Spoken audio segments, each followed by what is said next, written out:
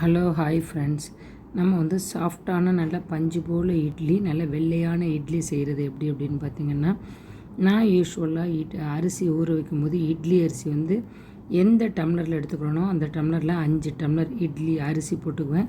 அதில் கொஞ்சம் ஜவ்வரிசி, கொஞ்சம் வெந்தயம், இப்போ கொஞ்சோண்டு காட்டின பாருங்கள் உளுந்து, அந்தளவு உளுந்து போட்டுருவேன். அதே டம்ளர்லேயே ஒரு டம்ளர் உளுந்தும் வெந்தயமும் போட்டு நல்லா தண்ணியை பிடிச்சி நல்லா ஊற வச்சுருவேன். ஊற வச்சுட்டு 2 ஹவர்ஸ் கழித்து அரைச்சி மாவை கரைச்சி வச்சோம்னா நமக்கு இந்த மாதிரி புசு புசுன்னு பொங்கி வந்திருக்கும். மறுநாள் இட்லி பார்த்திங்கன்னா ரொம்ப சாஃப்டாக, நான் துணியில் வச்சு தான் ஊற்றுவேன். இட்லி பார்த்திங்கன்னா ரொம்ப சாஃப்டாக இருக்கும். இட்லி நல்லா வெள்ளை வெள்ளேர்னு இருக்கும். இட்லி மல்லிகைப்பூ மாதிரி. இந்த இட்லிக்கு நம்ம சட்னி, சாம்பார், பொடி எது வச்சு சாப்பிட்டாலுமே ரொம்ப ரொம்ப டேஸ்ட்டாக இருக்கும். நம்ம இட்லி ரொம்ப நல்லாயிருக்கும்.